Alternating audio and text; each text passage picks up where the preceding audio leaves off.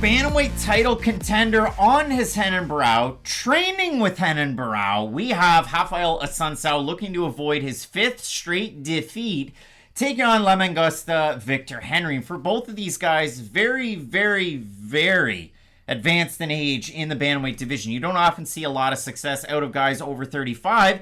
You have recently Dominic Cruz, recently retired Jose Aldo. Cruz just got head kicked. I mean, Frank Yeager. But you've seen guys have some longevity in the division. And for both of these guys, they're looking to pick up some success. Now, for Victor Henry, his UFC debut on short notice, gets COVID, misses 2 weeks, takes on Raoni Barcelos, and outstrikes him. And that win is very, very, like, it's glowing hardcore this weekend, just based off how good Barcelos looked his last time out a couple of weeks ago against Trevin Jones. And for Mangosta, the craziest part about it is he outstruck Barcelos. That's not even the best part of his game. The best part of his game is grappling and his jiu-jitsu, and he has great wrestling takedowns into mixing his martial arts. You look at the lineage, I mean, trains out of CMMA in California. Weber Almeida, main training partner, a guy who's been doing the damn thing over with Bellator. And for Henry, he's got that kind of karate base to his game to mix in with his grappling, similar to Almeida, who's a protege of Lyoto Machida. And Victor Henry is a protege of,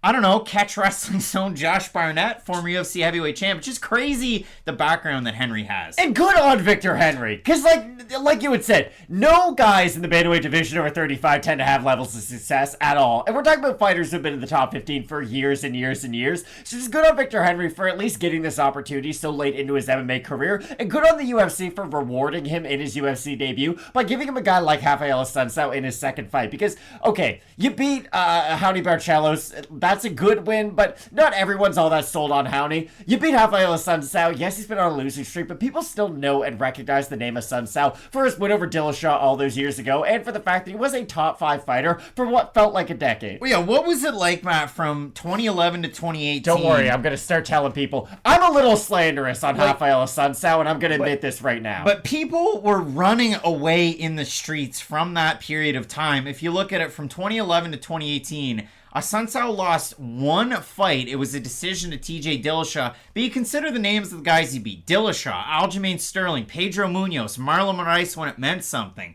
Rob Font. Like, Assuncao's had one of those sneaky little bantamweight careers where it's like, okay, you didn't win the World Series, but you won a couple of Cy Youngs. Do you make it to the Hall of Fame? In Assuncao's case, probably not. But the wins really do speak for themselves on his record. They do!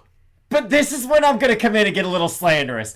I didn't think Raphael Assuncao should have been a top 5 fighter for all those years. If you go back and actually watch a lot of these fights, the Sterling fight was really close and Sterling was young in his career. I thought he lost the first Marlon Moraes fight. He beat Matthew Lopez, who wasn't good at all. Let's just call it what it is. Like, he flying kneed Matthew Lopez and hit him with an overhand right. Matthew Lopez wasn't in the UFC for any length of time. He beat Rob Font, and that was a great win. He beat the brakes off Rob Font. He dropped him on the feet and looked really good. But other than that Rob Font win, he was just kind of coasting off the fact that he beat TJ Dillashaw all those years before, and that was the weird thing about Assuncao. I likened him a lot to Ricardo Lamas, but in the bantamweight division. It really felt like he was one of those top 5 fighters who, okay, you're in the top 5. That's good because you have good names on your resume.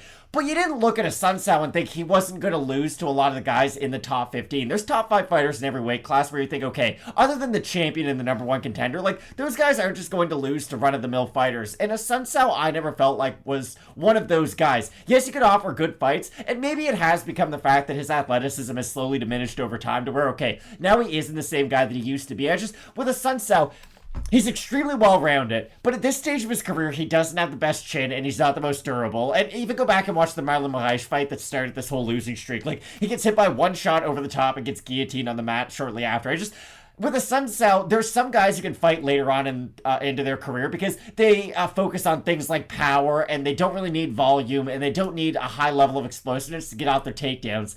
Assuncao kind of needs all of those things in his game, and I just think at 40 years of age, he's regressed a little bit more than we would traditionally see fighters regress, just because his style did use a lot of that athleticism early on in his career. Well, I mean, Victor Henry is very much based on speed, volume, and his jiu-jitsu, but if you do look at it for Assuncao when he was in his prime, he didn't necessarily need speed and volume because he had a little bit of power to crack. He had good wrestling. He has good jiu-jitsu. He was primarily winning his fights by decision, but for Assuncao, a longtime ATT guy out of Atlanta. He switched up this training camp. He's down in Vegas. I mentioned that Hen and Brow connection, but a lot of really good training partners that you've seen on Assuncao's Instagram. For Victor Henry, though, again, to try and focus through this, he was the Deep Jewels champion and SFC champ before coming into the UFC. But when you do look at him, he can mix these power shots. He's great in the scrambles. He's great with his jiu-jitsu. He just seems like a much quicker version of an Assuncao. And the thing that I really like out of Henry's last performance, not just outstriking a guy in Raoni Barcelos, it was defending 6 of 7 takedown attempts from a legitimate wrestling champion out of Brazil in a guy in Barcelos who's still a little bit younger than Assuncao. So we'll see if Assuncao has been able to kind of find the fountain of youth in Vegas coming up this weekend. But you look at the odds in the matchup, Assuncao open plus 195. He's plus 263 right now. And maybe if he didn't take that second Moraes fight, maybe he would have gotten a title shot a few years ago. It's crazy to play that one out. For Henry, open a minus 230, minus 342 right now. So we have a look at the Topology votes, Matt. They're surprised us there to you, but I doubt that they're very close. I'm going to say over under 85% Victor Henry. I'll say under, but I think he'll be the favorite. Poor Assuncao. 88% of 1,401 total votes Henry. 37% by decision. 48% by knockout. For the 12% that have Assuncao, 57% by decision. 19% by submission. So, Matt, I do think Victor Henry's going to be able to get it done in this fight. I think for Assuncao, unless he can wrestle him and hold him down for long periods of time in the matchup, I don't really see Assuncao getting the win because I just think Henry's quicker. He's got more pop on his shots. We've seen Assuncao struggle with power lately, which everybody's going to struggle with power. If you have your hands down and need a full extension right hand from Cody Garbrandt, it doesn't matter what the year is, you're probably going to get knocked out. But for Assuncao, he struggled with the pressure and the striking out of Ricky Simon his last time out, who has obviously leveled up a lot in his own striking, has Simon. I just think Henry kind of has a lot of answers to the questions that Assuncao poses. This fight reminds me a lot of Alex Morono versus Cowboy Cerrone. Yeah, both guys are a little bit older. Yeah, Cowboy older, of course, than Morono, but Morono's no spring chicken by any means. Just, I think Victor Henry's going to be the younger guy, and he's really going to be able to use that pace to his advantage against Assuncao. I just don't want to see Assuncao get knocked out again. He had a really good career. He is one of the more recognizable names from this division. So it is unfortunate that this is kind of how it might end, a 5-fight losing streak that ends against Victor Henry. But I just want to get a really good fight out of this. I do think both guys' styles match up together very well, so we're probably going to get a 3-round decision. I think it should be a really fun fight for as long as it lasts because both these guys are really good at scrambling. So hopefully we get a great fight, but the prediction definitely is Victor Henry. I mean, you kind of hope that it's the opposite of Seth Petrozelli, Kimbo Slice, and they just take it down to the mat. Just take it to the mat and don't do any striking. Matt, both of us going with fucking illegal. La Mangosta, Victor Henry to get the win. A big-time card in the co-main event.